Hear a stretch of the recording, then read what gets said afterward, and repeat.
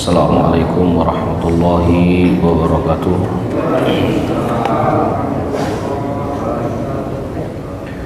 Alhamdulillah, salatu wassalamu ala rasulillah wa ala alihi wa sahbihi wa mawala.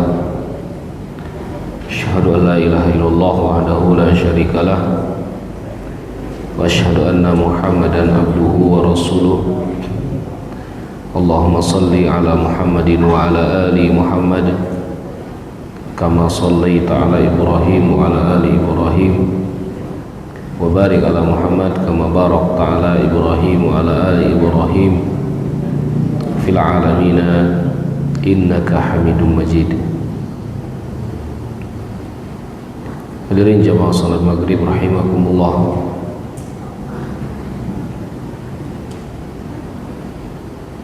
Lanjutkan pembahasan kita di kajian kitab Syama'il Muhammadiyah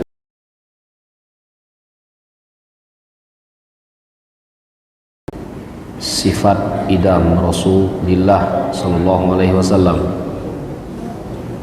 sifat lauk Rasul sallallahu alaihi wasallam. Dari Aisyah radhiyallahu anha qalat kana an-nabiyyu yuhibbu al-halawa wal asala. Sesungguhnya Rasulullah SAW dari istrinya ya,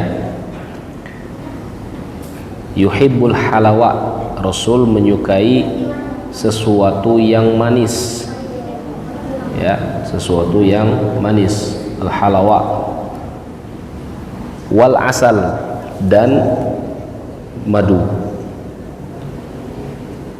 dan madu pun manis. Bahkan Aisyah pernah menegur Rasulullah SAW agar tidak dia usah minum madu, pernah menegur ya. Kemudian Rasulullah SAW sempat tidak minum madu, tapi teguran Aisyah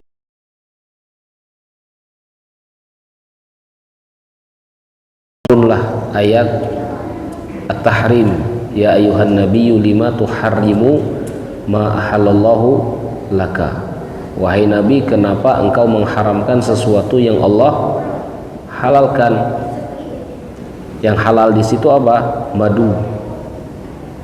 Bahkan madu itu memiliki khasiatnya dan manfaat serta barokah yang dijelaskan langsung oleh Al-Quran ya.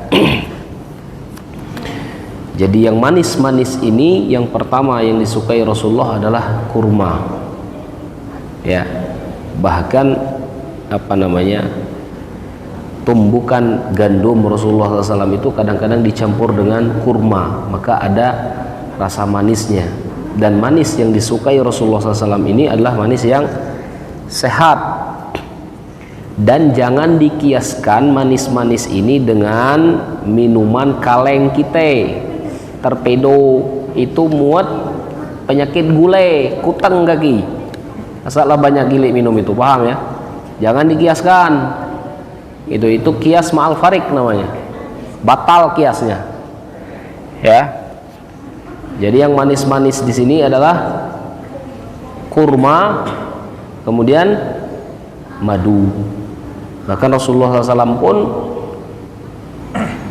sahur menggunakan kurma, berbuka menggunakan kurma.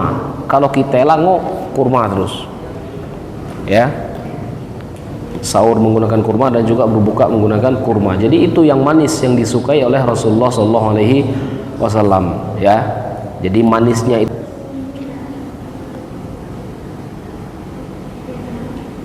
dari Ummu Salamah ya, annaha qarrabat ila Rasulillah SAW janban masywiyan. Ummu Salamah pernah mendekatkan ke Rasulullah SAW ataupun menghidangkan kepada Rasulullah SAW janban masywiyan, kambing panggang ya, kambing yang dibakar. Masywi itu artinya dibakar di atas bara api. Apa itu bahasa kita ya? Panggang ya. Fa'akala minhu, kemudian Rasulullah SAW makan. Tsumma qama ila salati wa ma tawaddaa. Kemudian Rasulullah SAW makan daging tersebut dan tidak berwudu lagi. Ya, tidak ada berwudu lagi. Di sini Rasulullah SAW makan daging kambing. Jadi istilahnya kemarin kita bahas bahwasanya makanan Rasulullah SAW itu kadang-kadang makanan yang mungkin tidak kita sukai, tapi ada juga kadang-kadang Rasulullah SAW itu makan makanan yang baik, yang bagus, seperti daging kambing. Bahkan daging kambing ini disebutkan oleh Rasulullah SAW itu termasuk daging yang memiliki barokah. Jadi jangan mindset di kepala itu asal makan daging kambing apa ya, kolesterol, jangan macam itu ya, karena sebelum makan daging itulah di kepala kita macam itu ya, kolesterolnya ujung-ujungnya ya.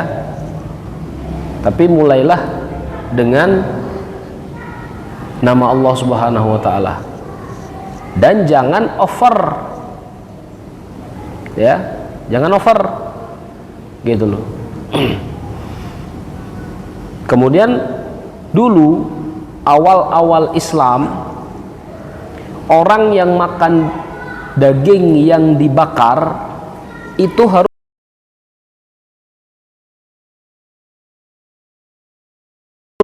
bahkan diriwayatkan oleh para sahabat, kanan Nabi ya'muruna an natawadda bima massat hunnar. Sesungguhnya Rasulullah SAW itu memerintahkan kami untuk berwudu ketika kami setelah makan makanan yang disentuh api. Yang disentuh api itu di situ berarti daging yang disentuh api. Disuruh Rasulullah SAW untuk berwudu. Ya, itu dulu. Tapi hukum ini dihapus. Dan perkara yang terakhir adalah siapa yang makan daging yang disentuh oleh api ataupun dipanggang dan lain sebagainya, itu tidak perlu wudu lagi ataupun tidak membatalkan wudu, kecuali nanti ada pembahasan di daging unta. Kalau daging unta di sini ulama khilaf. Men kita tidak ada daging unta, ningo unta kita ada ya. Kalau daging unta ulama khilaf. Sebagian dari mereka menyebutkan barang siapa yang makan daging unta batal wudunya, makan baik batal wudu, jadi harus wudu ulang ya. Dan itu yang dipakai dalam mazhabnya Imam Ahmad. Tapi sebagian ulama menyebutkan tidak batal, cuman disunnahkan untuk mengulangi wudunya. Ya, tidak batal, hanya makan tidak batal. Cuman disunnahkan untuk mengulang wudunya tersebut. Ya, untuk mengulang wudunya, diulang wudu. Barang siapa yang makan daging unta tadi, ya, dia seperti itu. Nah, di sini Rasulullah SAW tidak berwudu lagi. Dan juga bahwasanya makan daging ini tidak menyebabkan bau, boleh ya. Berbeda kalau mereka yang makan makanan yang bau, ya, maka disunahkan untuk membersihkan baunya terlebih dahulu atau menghilangkan baunya dulu, yang bau-bau itu. Karena Rasulullah SAW itu menyebutkan man akala sauman awil basal, barang siapa yang makan bawang ya, yang menyebabkan bau mulutnya itu busuk ya, fala yaqrabanna masjidana, janganlah dia mendekati masjid kami, jangan dekat-dekat. Tapi bukan berarti haram ke masjid. Jangan kelak makin ingin asal nak ke masjid baru dia makan bawang, ujung-ujung dia ke masjid Ya, maksudnya itu adalah bersihkan dulu bau mulutnya. Ya.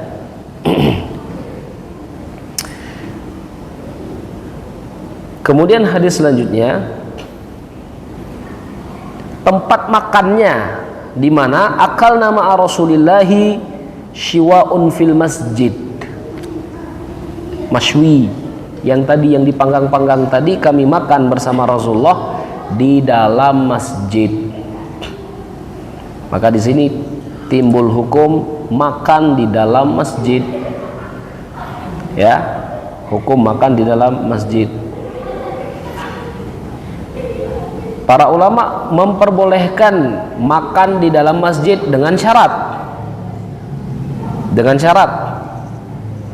Ya. Syaratnya adalah tidak mengotori masjid sehingga mempersulit seseorang itu untuk melakukan ibadah-ibadah yang lain di masjid. Dan masjid itu memang digunakan dan dibangun untuk ibadah, bukan untuk makan. Tapi kalaupun makan di masjid tidak jadi masalah. Tapi kalau makan menghilangkan fungsi utama masjid, maka jangan makan di dalam masjid. Ya, maka jangan makan di dalam masjid. Kalau misalkan fungsi utamanya itu hilang. Maka kalau kita nak makan di dalam masjid, perhatikan ya, kotor tak kira-kira, atau mengganggu orang yang akan melakukan ibadah tak kira-kira. Kalau ia mengganggu orang yang melakukan ibadah, ya tidak usah makan di luar masjid. Ya. Tapi kalau tidak mengganggu, tidak apa-apa. Ya, tidak jadi masalah. Bahkan di Masjid An-Nabawi sekarang kita lihat, bahkan Masjid Haram, banyak halakoh-halakoh berbuka puasa bersama. Ada halakoh, bahkan kita tidak mau pemakan ke masjid tu ke pokok kenyang, duduk weh, puasa tak puasa pokok asal duduk di situ dapat. Ya, itu yang tak nabat ya. Tapi mungkin karena dia tidak makan siang, ya, karena dia sebagian orang itu yang datang ke Mekah itu dengan cara yang istilahnya apa ya, backpacker deh. Dia tidak temui anggaran deh. Dia memang hanya modal tawakal pesawat deh. Kalau dia tahu kelak nyari kapot anco itu di masjid, ya. Jadi seperti itu. Jadi makan siang tidak deh. Makan siangnya kelak pas orang nak berbuka puasa, wah itu dia dekat-dekat di situ, di kodok, ya. Jadi seperti itu. Dan itu di dalam masjid. Tapi ketika mereka makan tidak deh bangker, tidak mengotori karpet, ya. Jadi boleh dan tidak meninggalkan bau. Men kita lauk nasi padang di atas ini kuning, udah makan nasi padang itu hembayang bau rendang, bae muntah kawan. Ya, jadi tidak kena menggunakan hadis itu untuk memperbolehkan kita makan di masjid. Hati-hati. Jadi pahami hadis itu sesuai dengan konteksnya. Paham ya? Inilah perlu mempelajari hadis ini detail, jangan tengah-tengah ini ya, memahaminya. Ya, apalagi kelak makanan-makanan yang berkuah itu kita makan di dalam masjid, itu terlalu itulah. Ya. Jadi seperti itu. Jadi di sini boleh makan di dalam masjid silahkan, tapi dengan syarat jangan sampai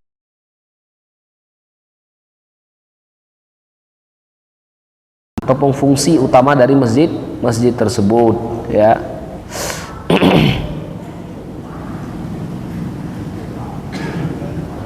Kemudian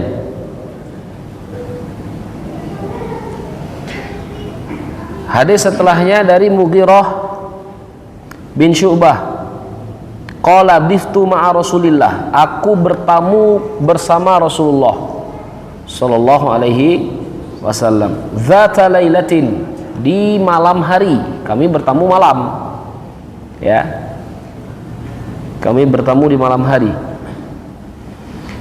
Fa'utiya bijan bin mashwiyin. Kemudian kami diberikan daging panggang. Summa akhadha asyafrata. Kemudian Rasulullah SAW mengambil pisau. Faja'ala yajuzzu fajazzali biha. Kemudian Rasulullah SAW mulai memotong, dan Rasulullah SAW memulai motong dan memberikannya untukku terlebih dahulu. Adab diajar Rasulullah nih, mentengah makan kalau pacak bereklah orang lain dulu. Ini adabnya, ya. Jangan kita lu macam berik-berik lah, asal berik-berik. Tengok berik-berik bermakan. Asal mulai makan, wah, mana elok dia adab. Nah itu berik-berik tuh. Jadi men kita yang lah tuwe-tuwe itu kayak macam itu, berarti umurnya an tuwe. Ya, sifat perut lagi hama kan berik-berik. Sifat perut dah. Ya. Jadi macam itu. Gitu loh. Nah, di sini Rasulullah SAW memotong, kemudian diberikan kepada Mughirah terlebih dahulu, mendahulukan siapa namanya? Sahabat. Padahal Rasulullah dengan sahabat mana afdol? Afdol Rasulullah. Ya, tapi Rasulullah ketika itu sebagai mu'alim, kelas dulu lah. Ya. Silahkan. Kemudian Faja'a Bilal. Kemudian Bilal datang. Ya. Yu'adzinuhu bis salat. Ya Rasul Bilal datang ngasih tahu. Bukan dia Bilal datang langsung azan di tempat makan itu. Bukan. Tapi Bilal ngasih tahu bahwasanya waktu sholat sudah masuk ya Rasulullah. Ya. Fa'alqa asyafrata. Kemudian Rasulullah SAW melepaskan apa namanya? Pisaunya tadi. Malahu taribat yadah. Kemudian Rasulullah SAW itu takjub, ya, cepat waktu sembahyang ini kata Rasulullah. Itulah kira-kira Rasulullah takjub. Dan di sini adab ketika masuk waktu sholat, dan kalau kita sudah menghadapi makanan yang ada di hadap kita, maka dahulukan makan dulu. Ya, bukan berarti kita mementingkan makan dari sholat, tapi jangan sampai sholat itu mikir pemakan apa rasanya tadi itu, paham enggak? Itu maksudnya, ya. Jadi kalau misalkan makanan itu sudah dihidangkan, apalagi Rasulullah SAW itu sudah motong, ya. Kemudian Bilal datanglah azan, masuk waktu sholat ya Rasulullah, makanlah terlebih dahulu, makan dulu. Itu untuk menghilangkan rasa penasarannya tadi, ya. Tapi jangan langsung di full gas, paham ya? Apalagi pas berbuka, ya. Jangan sampai kelas sholat maghrib itu lah agak-agak pindah waktu dari jam 6 sampai jam 7 kurang, gara-gara kita mementingkan makan terlebih dahulu, gitu loh. Jadi mulailah dengan makan, tetapi jangan sampai mengulur waktu sholat itu terlalu jauh, apalagi di waktu-waktu sholat yang sempit. Apa waktu sholat yang sempit itu? Maghrib, ya. Jadi seperti itu.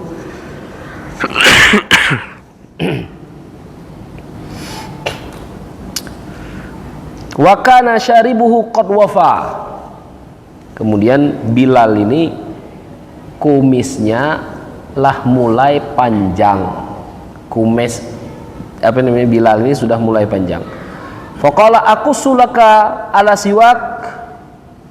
Bilal, karena aku ngutang kumis ka, kata Rasulullah. Nak aku yang ngutang apa engkau ngutang kumis ini, kata Rasulullah SAW. Karena kumis Bilal ini sudah panjang dan tebal. Au qussahu, atau engkau yang memotong sendiri, ala siwak. Siwak itu apa namanya, seukuran siwak. Siwak itu kan macam ni lah kira-kira ya.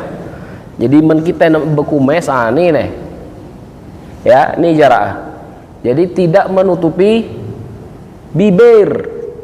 Kalau lah menutupi bibir, inilah ada sunnah lagi ini ya, ada sunnah lagi ini menutupi bibir.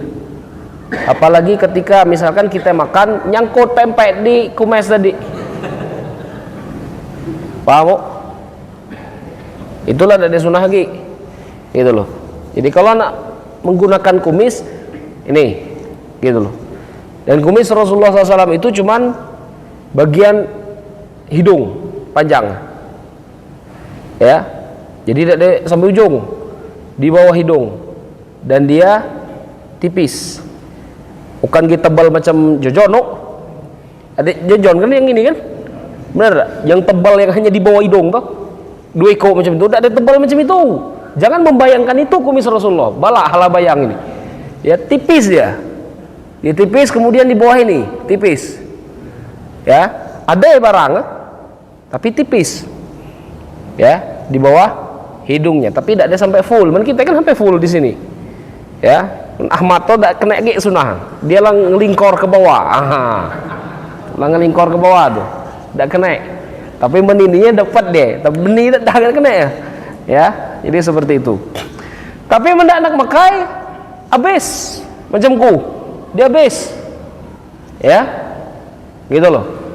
Silahkan dihabiskan pun dapat pahalanya, karena Rasulullah SAW itu menyebutkan panjangkan jenggot dan cukurlah kumis. Nak nyukur sampai habis pun dapat sunnahnya gitu. Tapi kalau nak makai kumis jangan lebihi siwak ini ya, apa namanya, ukuran ya. Jadi seperti itu. Men yang pakai lebih dari siwak itu macam mana? Yukroh, makruh. Jangan langsung nyebut haram, paham? Ini kumis haram nih, ini ngajak perkara ini. Jangan buat perkara, makruh hukumnya ya, hukumnya makruh gitu loh.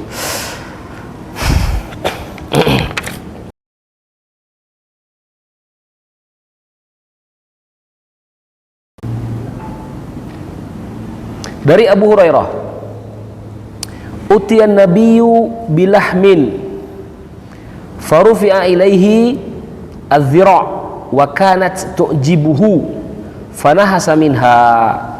Rasulullah sallallahu alaihi wasallam itu dihidangkan daging ya, kemudian diberikanlah zira'. Zira' itu bagian paha depan kaki ya, paha depan. Wa kana tu'jibuhu, dan Rasulullah SAW suka makan dengan paha itu. Ketika dihidangkan Rasulullah langsung mencicipinya, langsung dicicip oleh Rasulullah SAW ya. Nah ini salah satu kabar bahwasanya bagian daging yang disukai Rasulullah SAW itu paha bagian depan, dan itu untuk daging kambing. Men paha sapi rubo kita makan ya.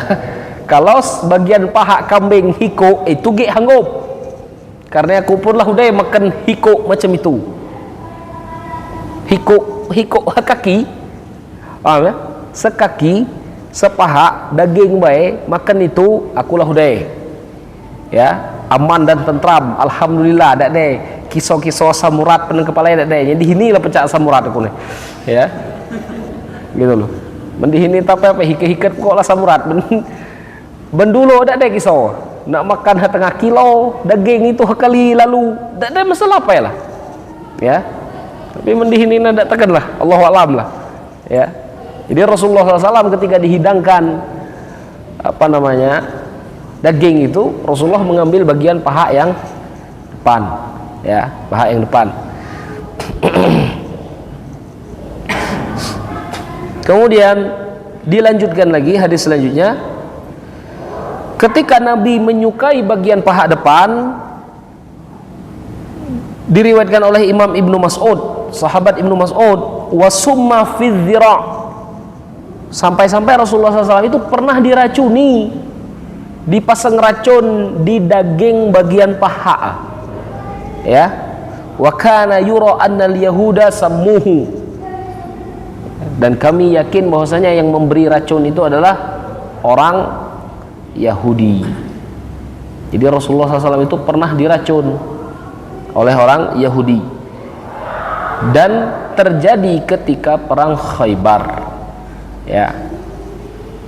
Ketika itu Salamah binti Haris, ya, Salamah binti Haris itu pernah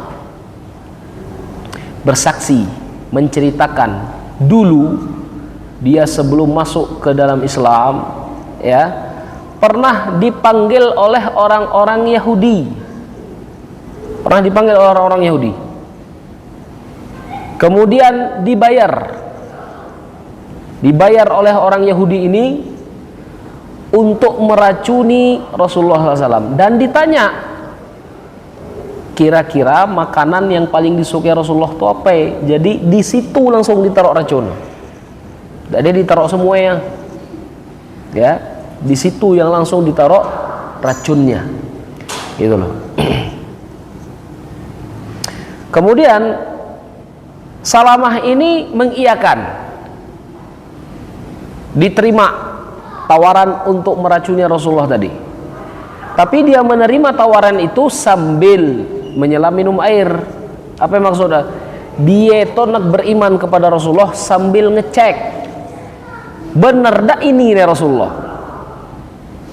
Kalau dia betul-betul Rasulullah, pasti Allah itu akan memberitahunya daging ini ada racun, ya, daging ini ada racun. Dan kalaupun dia bukan Rasulullah, pastilah dia mati, ya. Jadi dia ngecek, oke, diterima. Kemudian ketika dihidangkan makanan tersebut, lah masuk ke mulut Rasulullah, lah masuk nih ke mulut Rasulullah SAW, tapi tidak terlalu dimakan Rasulullah, dimuntahkan oleh Rasulullah SAW, ya. Kenapa dimuntahkan? Karena ketika dimasukkan Allah memberi kabar, ya, Allah memberi kabar.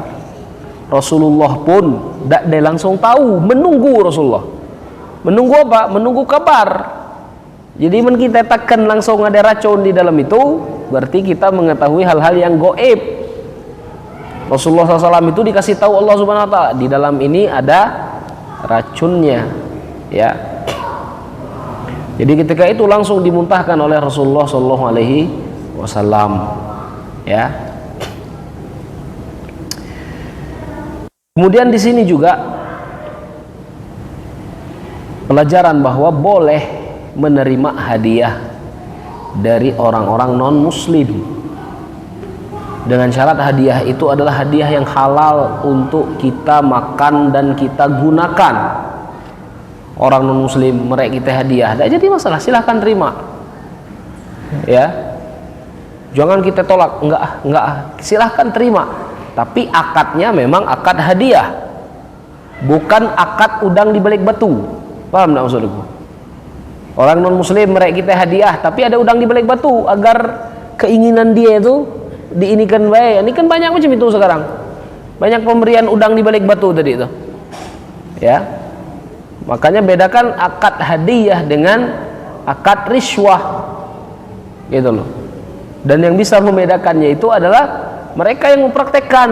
Nih kira-kira pemberian apa, gitu loh, ya. Kalau pemberian yang ada maksud di belakangnya, ya tidak usah, jangan diambil aban, gitu ya. Ya seperti itu. Jadi silahkan untuk menerima hadiah dari orang-orang non muslim, boleh, gitu loh. Kalaupun misalkan orang non muslim itu ingin bersedekah, ada kemarin yang bertanya, ya, Macam mana kalau misalkan non muslim itu nak memberi sedekah bato misalnya untuk membangun pondok pesantren, terima ada? Terima. Minta jangan. Hati-hati, minta jangan. Tapi kalau dia merek, terima. Gitu loh. Mungkin orang non muslim ini, orang-orang yang menghafal Quran itu mudarat lebih sedikit daripada yang tidak misalnya. Kemudian dia memberikan nih untuk Ika, hari nulung Ika misalkan, silahkan terima, tidak jadi masalah. Gitu loh. Ya. Tapi untuk minta jangan, ya. Untuk minta jangan, karena kita itu harus punya izzah. Izzah itu apa artinya? Kehormatan, harga diri, ya, harus punya izzahnya. Kita itu harus mampu untuk berusaha, ya, jangan hanya bertahan dengan meminta, gitu loh, ya. Kemudian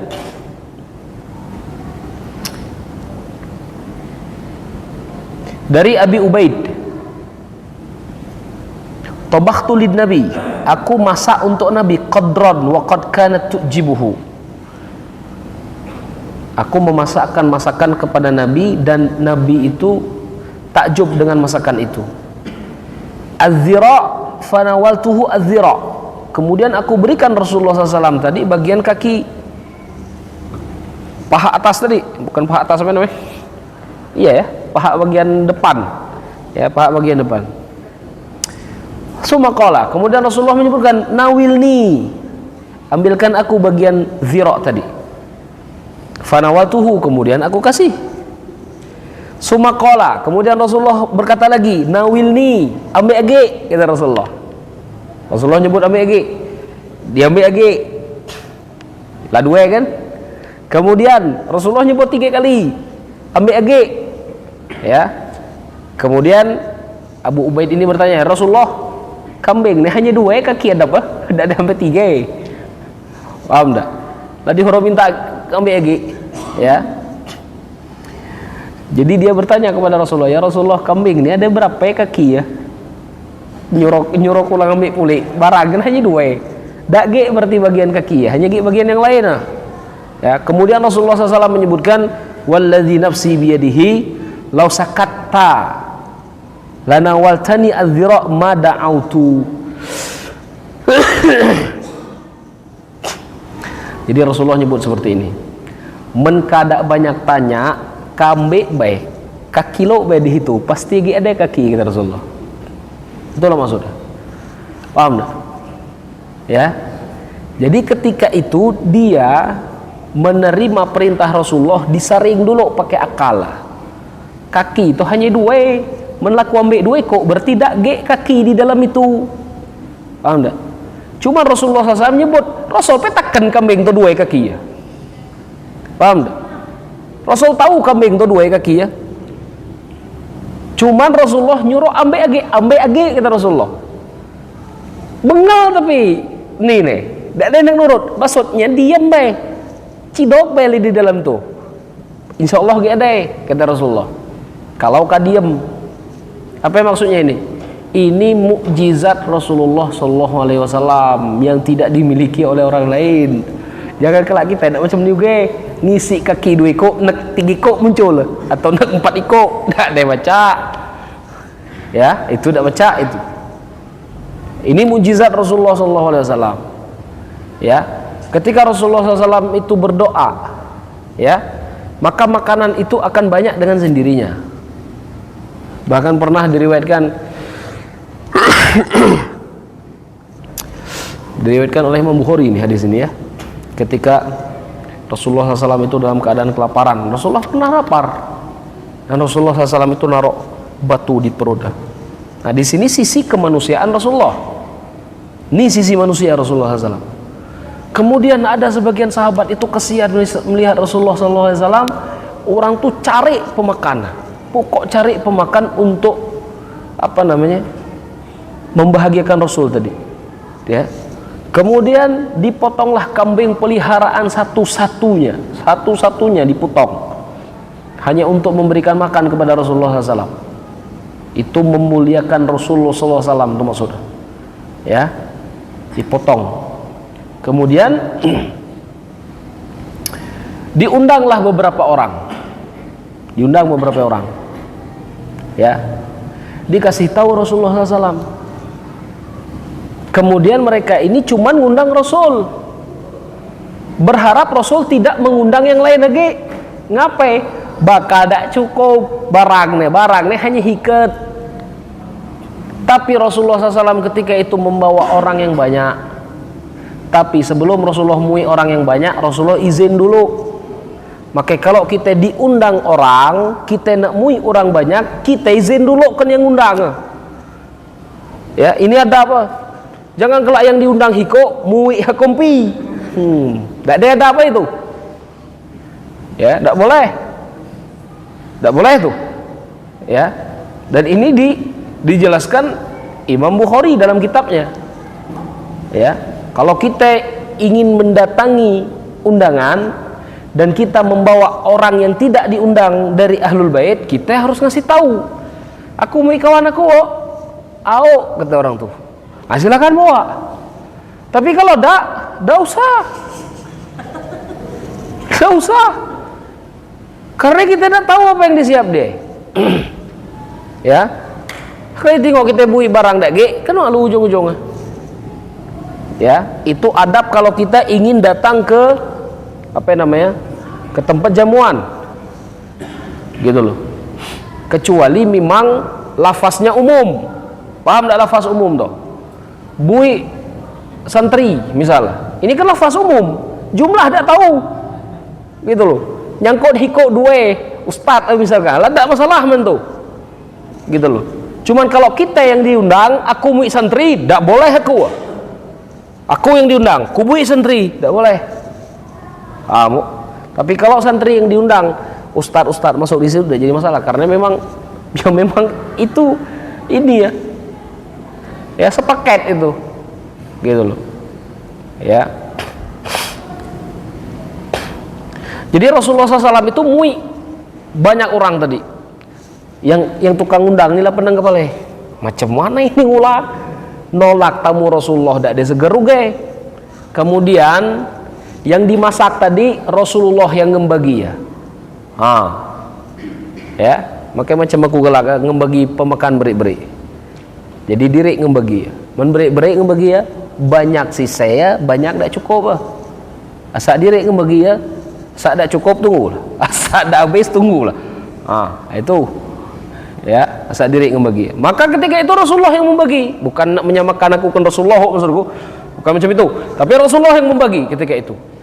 Ya, ketika Rasulullah yang membagi, semua orang yang dibawa Rasulullah SAW itu dapat makanan. Dapat makanan. Di mana yang datang? Ya, bahkan gandum.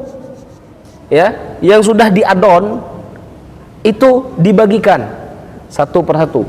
Asal dibagi aduk pulai, ya, ngembang macam, berikan lagi aduk pulai, ya. Jadi seperti itu, dan semua mendapatkan makanan. Itu mukjizat Rasulullah SAW. Dan di sini juga kita belajar bahwasanya Allah itu tidak akan memberikan ujian melebihi kemampuan kita. Ini kan dalam keadaan lapar baik semuanya. Semuanya dalam keadaan lapar. Dan Rasulullah itu orang tidak egois. Dia tengah lapar, orang lain lapar juga diajak. Kita tengah lapar, cek tekan kawan yang lain lah, orang-orang lapar yang lain. Sama menang-menang kepala diri tengah lapar, orang lain sama mikir orang. Itu kita, gitu loh. Ya, jauh dah kita kan sunnah nih. Asal masalah perut ini banyak yang jadi ahlul bid'ah. Benar tak? Asal masalah perut ini banyak jadi ahlul bid'ah. Jangan kena masalah solat baik. Ini kalau masalah solat lah ahlul lihai kalau nyebut bid'ah. Asal masalah perut cacat ada tekan. Ya, hati-hati gitu loh. Ini Rasulullah SAW. Itu mujizat Rasulullah SAW. Ya, adab Rasulullah SAW ada diajarkan di sini. Gitu. Jadi di sini juga pelajaran bahwasanya ketika kita melaksanakan apa yang diajarkan Rasulullah, tidak usah banyak tanya, insya Allah dapat barokah. Ya, ada perintah Rasulullah SAW yang dah hangat masuk akal, apalah perintah ini, gitu loh. Tidak usahlah banyak tanya, kerjakan dulu, kemudian nanti kita akan mendapatkan balasan dari Allah Subhanahu Wa Taala. Macam itulah kira-kira, ya, dia seperti itu. Kemudian dari Aisyah, maka nadzira'u ahabbul lahmi ila Rasulillah. Nah, ini riwayat dari Aisyah bahwasanya beliau menyebutkan bagian kaki itu bukan yang paling disukai Rasulullah. Walaupun ada riwayat-riwayat yang lain yang menyebutkan kaki itu bagian yang paling disukai Rasulullah. Tapi kata Aisyah bukan, ya, bukan. Tetapi kata Aisyah, kana la yajidul lahma illa ghibba. Tapi Rasulullah SAW itu tidak pernah makan daging, ya, tidak pernah makan daging. Wa kana ya'jalu ilaiha li'annaha a'jaluha najja. Dan kenapa Rasulullah SAW itu menyukai daging kaki depan, ya, karena dia cepat matang, ya, dia bagian yang cepat matang dan cepat untuk dikonsumsi. Maka ketika itu Rasulullah SAW lebih memilih yang cepat matang tersebut, gitu loh. Kemudian dari Abdullah bin Ja'far, beliau menyebutkan bahwasanya Rasulullah SAW berkata, inna atyabal lahmi lahmadh dhahr. Sesungguhnya daging yang paling bagus itu adalah bagian punggung, ya. Mengapa bagian punggung? Karena bagian itu paling yang bersih, daging yang paling bersih, ya. Allahu alam, ya. Bagian yang manapun dari dari kambing ataupun sapi itu daging yang baik, ya. Dan hadis ini juga hadis yang dhaif, lemah, ya, bagian lemah, gitu. Dikarenakan di dalam perawinya